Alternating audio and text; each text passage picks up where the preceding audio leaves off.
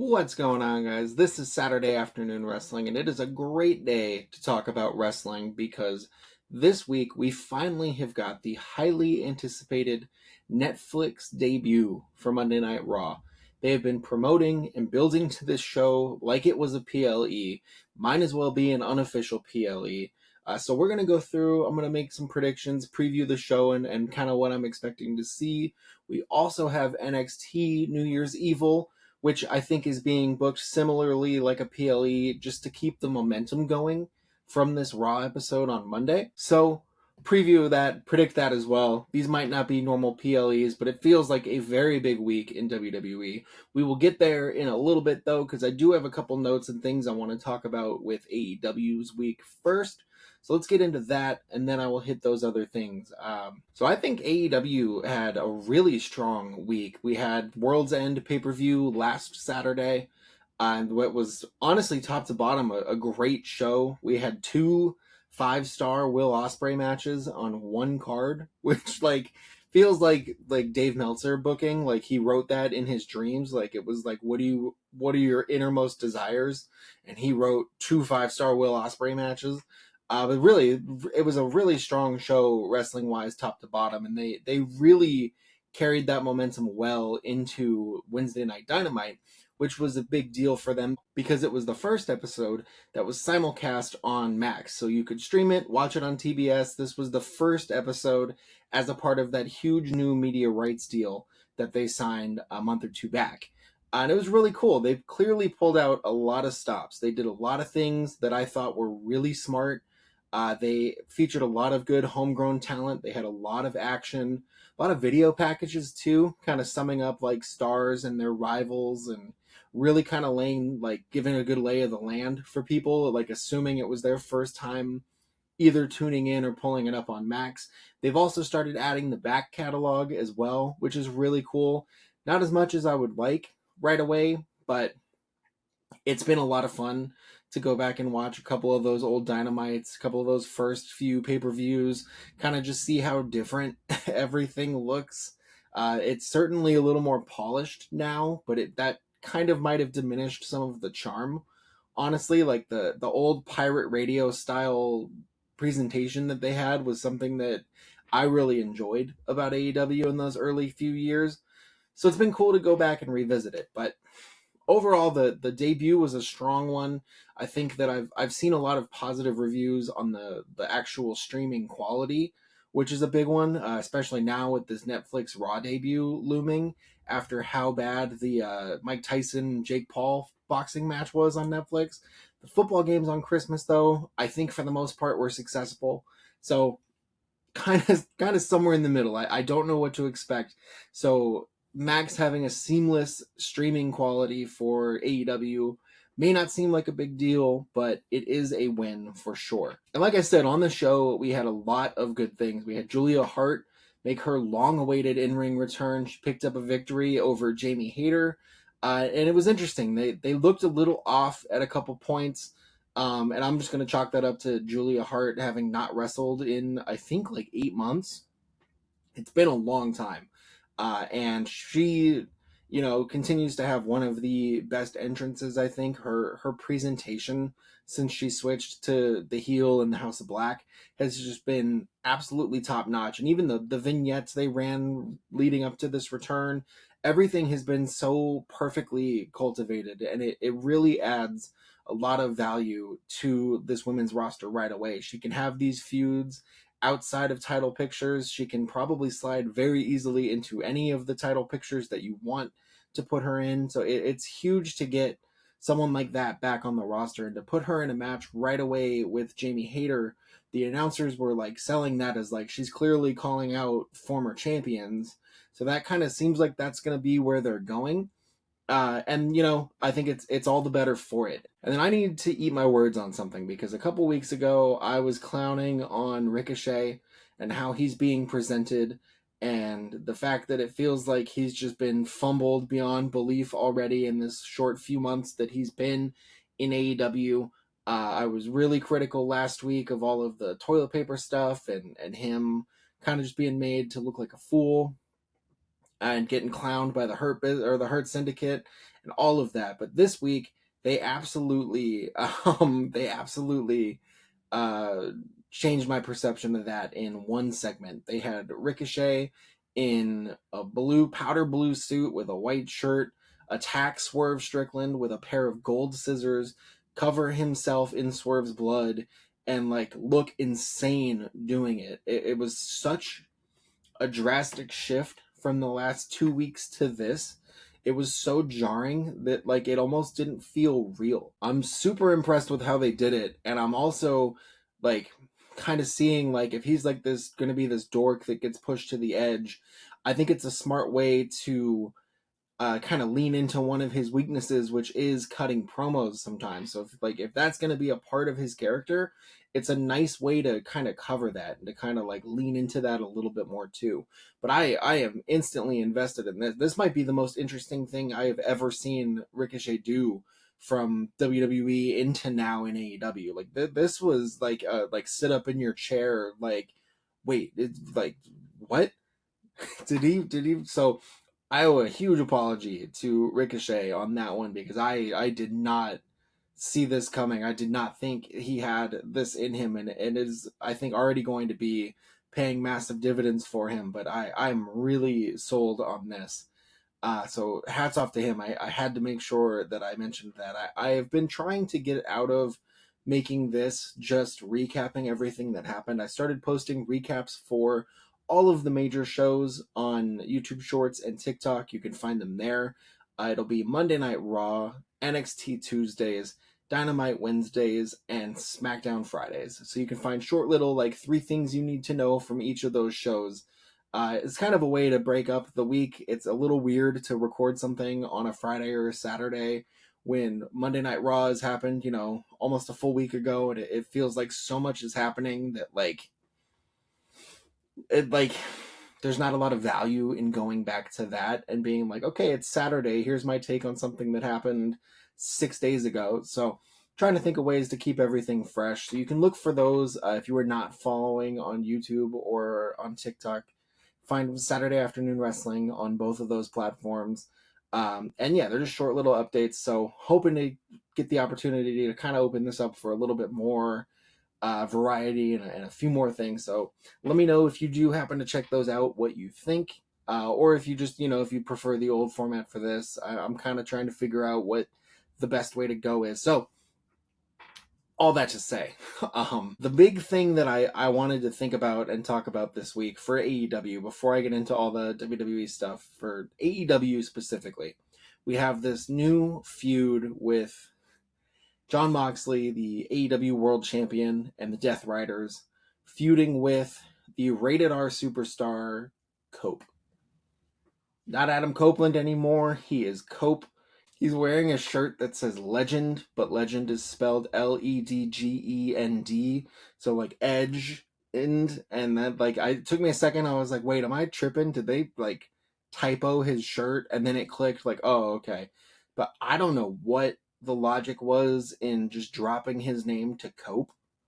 I feel like he is not online enough to see why you wouldn't want your name to just be Cope. Rated R Cope. But that's not even the main thing I wanted to bring up. I just thought that just struck me as odd. It stood out. So when it popped up on the entrance display, the entrance graphic, I was like, what? Is this just for this because it's in Asheville, or what are we doing? And then I saw the picture of him with the trademark for Cope, holding it in his hand. I was like, oh, this is a real thing. I'm like, all right, more power to you, Cope. But that's not even the thing I wanted to bring up. What I wanted to bring up is this potential feud with Jon Moxley and how I kind of just don't care. On paper, everything sounds so good. Adam Copeland was on an incredible run before he broke his leg last year. It was a huge bummer to not have him at All In some of those bigger shows. And, I fully expect him to come back in and continue working at that high level because he's such a skilled and smart performer. But there's just not a lot for me to really get psyched about on this feud yet. And who knows, maybe in a week or two I will eat my words like I did with Ricochet, and they will prove me wrong.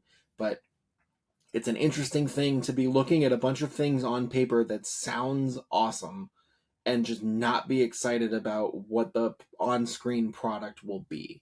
And I think that's kind of like how I feel in total about the Death Riders storyline. And I've brought this up a lot, and so I don't mean to sound like I'm repeating myself, like a broken record here, but I'm really enjoying the work that Jon Moxley is doing. It is clear how invested he is in this. I think that he is doing probably like the best promos or some of the best promo work of his career. His matches have been good. He's obviously like in the best shape of his life. It is clear he is taking this all seriously, and I enjoy every aspect of what he is doing in a performance standpoint.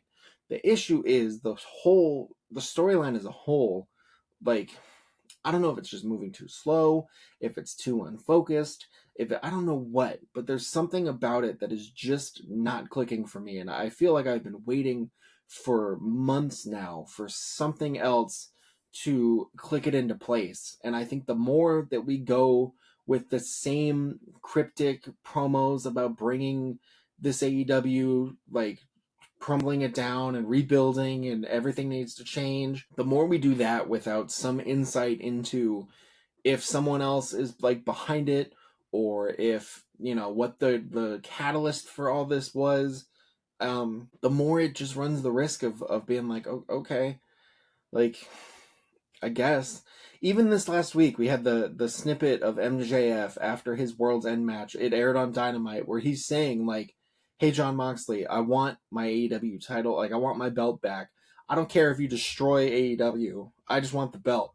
And it's like, so if the top stars don't care, if the only people that care are Darby Allin and Cope and FTR, like, I don't know. It was a weird moment as someone who is already kind of skeptical. It was a weird moment to see one of the top stars in the company, who we all know has an AEW tattoo, be like, "Yeah, I don't care. I do whatever." And it just feels like things like that undermine it almost and make it feel like hollow. It makes it feel more like a storyline and less like an actual, like, from the inside out takeover. So I don't know what I want to see, but the reason I bring this up for the umpteenth time is I was thinking about this, and then I heard someone say it. I wish I had written down who it was. I don't remember. I was scrolling TikTok and saw it, but someone mentioned that the Hurt Syndicate is a more effective and impactful group right now than the Death Riders. And when you look at the Hurt Syndicate and the storylines that they have going on, they have impacted the Ricochet storyline, which now brings in Swerve. They have impacted this split with the Acclaimed that is slowly happening with Max Caster and Anthony Bowens. And it's clear that they're kind of like still kind of reaching out and pulling people into their storyline and into their universe. I feel like they were a bit of a catalyst with this Leo Rush Action Andretti spinoff from Top Flight. And so it just feels like more stories are being impacted by the Hurt Syndicate and their influence than with the Death Riders. Like, it feels like the Death Riders come out and they have their 20-minute segment, and then they go back and maybe, in the back they beat up someone, and then that's that. Like, it doesn't feel like they're causing chaos over the whole show. And it just feels like there's things that I'm more interested in on the AEW card than this battle for AEW itself. And that kind of feels like it's a miss. And I don't know if it's just on me for not, giving it time or having the patience. Like, I do want to see it develop. I just feel like it's moving too slow, or it's just too unfocused, which is a shame because, like I said, I've really enjoyed the work that Jon Moxley is doing. I think the low-key best part of all of this is unlocking Claudio as an absolute, like, workhorse beast that's just out to, like, punish people. I think that's been the biggest win from this whole thing for me, is that we've just seen Claudio unleash as just a absolute powerhouse. No offense or trademark infringement intended to Powerhouse Hobbs, but Claudio has looked unbelievable in this whole storyline, and that's been super successful. I'm always excited to see him in one of in any match that he has. Continental Classic was great performance after great performance, and he is just such a reliable performer. And this iteration of his character has been so much fun to see. But not like I said, I'm not trying to be negative. I understand that they have a lot of things moving. For me personally, this Death Rider story is just something about it is not clicking. So let me know what you think about it. If you're invested in it, enjoying it, what your take on it might be, and what all of this could be building towards, or what it means. I would love to hear it. Either in the comments if you're on YouTube, or I'll put email address in the show notes and description. You can always email in as well if you feel inclined. I really do appreciate it. And then last thing, and this is looking ahead to next week, Kenny Omega is back on Dynamite. It has been a long time since we have seen him. The last time we saw him, the Young Bucks took him out. He just had an incredible match with Gabe Kidd at Wrestle Dynasty tonight. I'm recording this Saturday night after Wrestle Dynasty. And he tore the house down with Gabe Kidd. And it's insane to think he was gone that long and then just immediately came back and bladed himself, was a bloody mess, and had a 5-star classic in his first match back. Incredible. And I hope that that's indicative of what this Kenny Omega run is going to be. I hope it's just nonstop balls to the wall, I'm making up for lost time, and it's bangers only from here on out. Let's go. So I have high hopes for what that first storyline for him is going to be this week on Dynamite. You can be sure I will have that included probably in the 3 things you need to know. So keep a lookout for that if you have not already seen them. But I think that's it. I think that's everything on AEW that I wanted to hit that wasn't already mentioned earlier this week. So let's get to the giant Netflix debut for WWE Raw. Now, I know I said let's do the preview for Raw, but before I do that, I can't get into all the cool fun stuff until I mention that Fightful reported this weekend that it looks like the 2026 Royal Rumble is going to be in Saudi Arabia, which is crazy. That's a crazy sentence.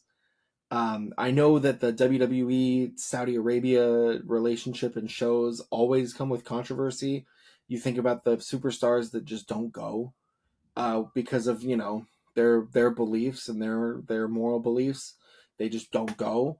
And the thought of holding a major show like the Royal Rumble and the complications that could have, if you have guys, if Kevin Owens doesn't want to work it, or CM Punk doesn't want to work it, or you have these top names, they typically do the Women's Royal Rumble and the Men's Royal Rumble, and those Saudi shows kind of sometimes just have one women's match, like a women's spotlight match.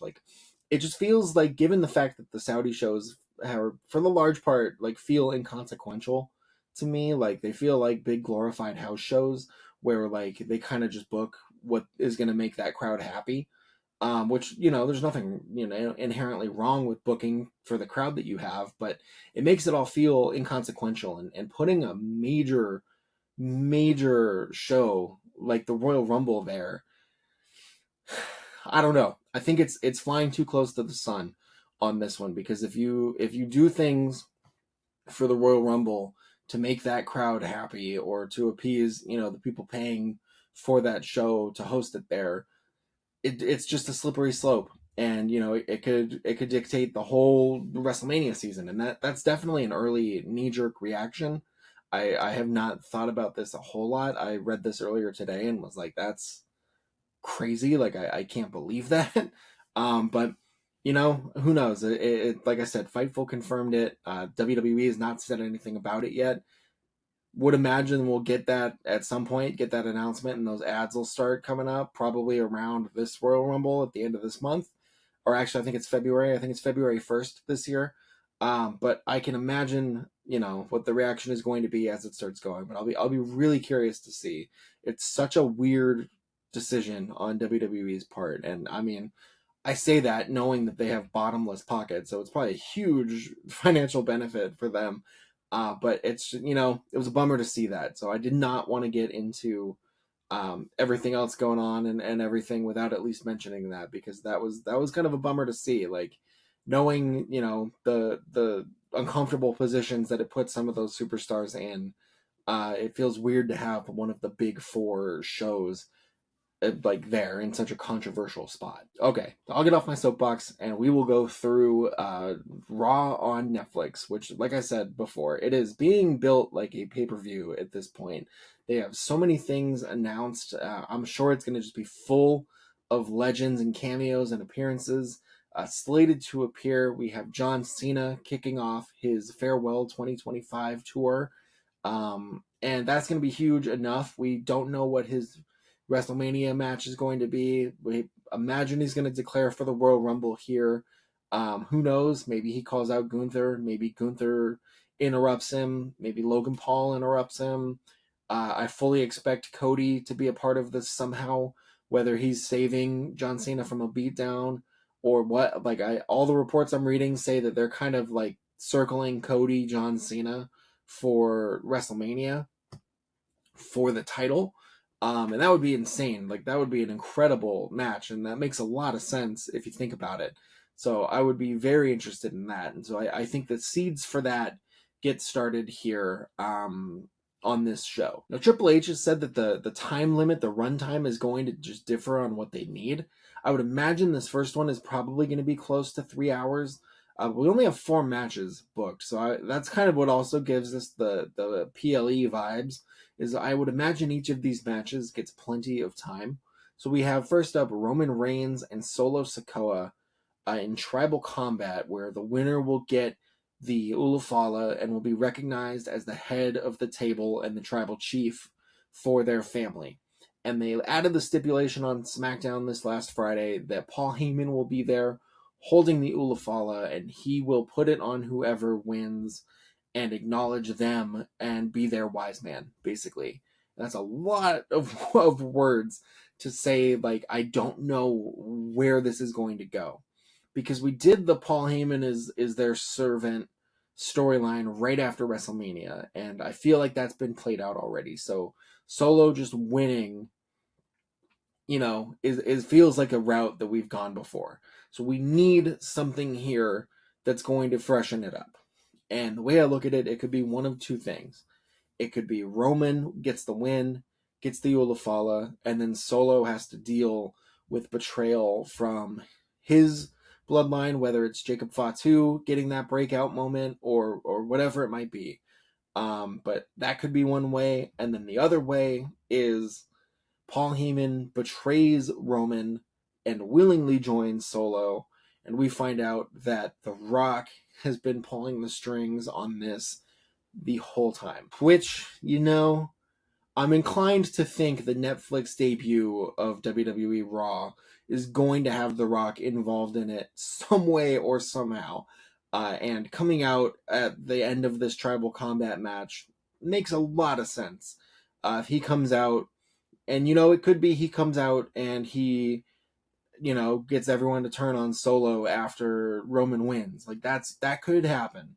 But The Rock and Roman is that WrestleMania match, that main event match that people want to see, unless it's at the expense of Cody Rhodes, and we don't want to see it. But that's done now. The story is finished, so we can get this match now. So I really don't know. I think I'm going to lean Solo Sikoa wins. Paul Heyman betrays Roman, and we find out that The Rock has been pulling the strings and behind this, that he is the one who checked in on Drew McIntyre, and that's why Drew McIntyre has been helping the Bloodline 2.0, and that it's revealed that he had a lot more to do with it behind the scenes than we've known. So I'm going to say Solo Sikoa gets the win and the Ulufala, and this story gets yet another permutation that will just probably up the drama and the cinema of it even further, which is something I did not expect to be saying in 2025. I need to stop doubting the Bloodline storyline. I have been wrong too many times. Next up, we have the women's title match. Liv Morgan defending against Rhea Ripley. This feels like a Rhea Ripley win. This feud has been going on for so long. Rhea Ripley reclaiming the title on the first Raw on Netflix feels like a pretty big moment, and I think it sets the stage for Rhea winning. Actually, you know what? I don't know, because I'm assuming in this segment we get Becky Lynch's return. That spoiler alert here. I'm assuming that we get that here, and I don't know if that's going to be to cost Liv Morgan, because Liv Morgan took out Becky Lynch and had that run where she was saying, I retired her, I retired Becky Lynch, or if it's to like stare down Rhea Ripley. I would imagine Liv Morgan winning and Becky Lynch staring her down after would, be just as effective, even if it's not as big like a match as just in star power as Rhea Becky. So, you know what? I'm gonna say Becky Lynch costs Liv Morgan, Rhea Ripley wins, and then we kind of start to set the stage for the three of them to be involved in a feud, leading to some combination for the Women's Royal Rumble, where the three of them maybe have a triple threat match, or who knows. But I think this is the moment Rhea Ripley gets the win because it is the big Netflix show. I just think Becky Lynch will 100% be involved somehow. The next, we have got Drew McIntyre and Jey Uso in a singles match. Again, like I just said a little bit ago, I think Drew McIntyre will, have been turned out to be talking to The Rock, and that'll be who was checking in on him and making sure he was okay. And that's why he's so interested in helping the bloodline right now. And I think he gets the win here over Jey Uso. I think he's collecting these victories over people that have wronged him, in particular, people that have wronged him in relation to the bloodline storyline. So him beating Jey here makes some sense. He had the stare down with Cody on SmackDown this last week as well. And so I think there's going to start to be a lot of seeds planted around him and what his role in the Royal Rumble might be. Because he's a very possible winner. I'd be very interested in seeing him back against either of the champions. I think that would be really compelling for either way. So I think he gets the win here, and he adds another. And then our main event, at least I think it's the main event, that Michael Cole called it the main event. Seth Rollins, CM Punk, one-on-one. This is a match we've been waiting for years. They absolutely killed it last week with their promo showdown. I'm so interested in this match, mostly because I have no idea what's going to happen. You could tell me CM Punk turns heel and wins. You could tell me Seth Rollins turns heel and wins. You could tell me one of them just wins straight up. Like, I really don't know. I think maybe CM Punk gets the win, and it drives Seth Rollins crazier and kind of pushes him towards that heel character he's been teetering towards as of late. I could see that being a way to go. I think Punk wins. I think starting the Netflix era with CM Punk standing tall at the end makes a lot of sense.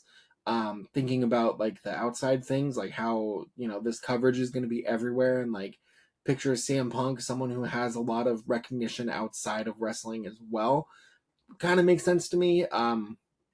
Not to say if that's the right choice or not. I don't think this is going to be a one and done feud, though, especially with how long we've been waiting for it. So Punk winning in some, doesn't even have to be outright cheating. It could be, someone interferes and the ref doesn't see it, or Punk doesn't see it and he gets the win. It could be, something that slights Seth Rollins and pushes him further is probably what makes the most sense. So I'm going to say CM Punk gets the win, but not without controversy of some fashion. So we keep this feud going. And because Triple H seems to really like booking heels that are justified in why they're heels. And so Seth having a reason to gripe and complain and extend this feud more feels like a pretty natural role for him to play. Overall, though, I'm really excited for this show. I'm interested to see what it looks like. SmackDown had the blue mat this last Friday. I'm really interested to see if we got a red mat here for Raw, if there's Netflix logos in it, like if the Prime bottle's back. We're going to have Michael Cole and Pat McAfee back on commentary, which is another, some people probably are going to love that. Some people might not. I personally really enjoy what Pat brings out of Michael Cole. I think that's really been his value there on commentary, is just like the levels he brings out of Michael Cole. So I'm interested to see what this presentation is going to look like. This is the first time since Raw debuted that it has not been on television, which is crazy to think about. Like, all of the years it has been on TV, and now here we are. Like, it is truly the end of an era. If you did not see the recap video that they posted of WWE on USA. It was incredible. It's so crazy to see and to think back to like how long it has been on USA Network. So it's definitely a new era, and I think they're gonna go as hard as they can to really cement that home, because you don't get a whole lot of opportunities to really drive home that point, like, and have such a natural segue to do it. So I think they're gonna go big. I'm, like I said, really curious to see everything from the ring, the layouts, on if the stages are different, the opening music and the video package and everything. I'm super excited. I think the Intuit Dome is going to be a great spot as well. And I'm really excited for it. So let me know what you are most excited to see from this upcoming Raw. If you're seeing this after the show, let me know what your favorite part was. And then before I get out of here, I do want to talk about New Year's Evil on NXT Tuesday. I mentioned too at the beginning that this isn't really a PLE, but they're stacking the card like it is.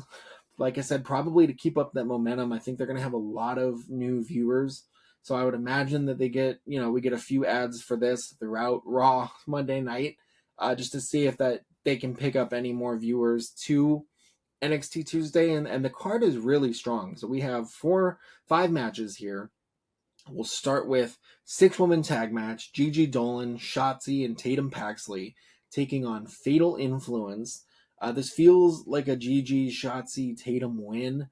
The Fatal Influence storyline is kind of already starting to build towards like there's tension in the group. They all want to be leaders. Like, what do we do? So I could see this being like the catalyst for them splitting up. I think Fallon Henley as the women's North American champion has a lot of potential, but I think breaking her out of this group is probably the best way to utilize her. So we'll see what happens, but I think the babyfaces get the win here.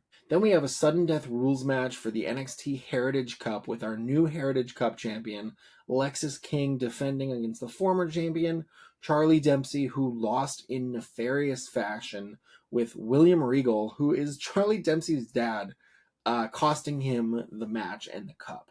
So this is going to be a winner-take-all pinfall for the Heritage Cup outside of the normal Heritage Cup rules. And I feel like this is Alexis King win again. It seems like they're going down this road with William Regal aligning himself with Lexis King for some reason. And like, I don't think this Lexis King babyface run, or if that's what it is, has been working too well either. So I think this is going to be Alexis King win, and I think he maybe leans back into being a heel with this as well. Next up, we have a Fatal 4-Way women's match to determine the number 1 contender for Fallon Henley's NXT Women's North American title. It is Cora Jade versus Kalani Jordan versus Lola Vice versus Stephanie Vaquer. This is a tough one. I don't know who. I feel like all of these women could win this. Like, obviously, I think the favorite would be Stephanie Vaquer.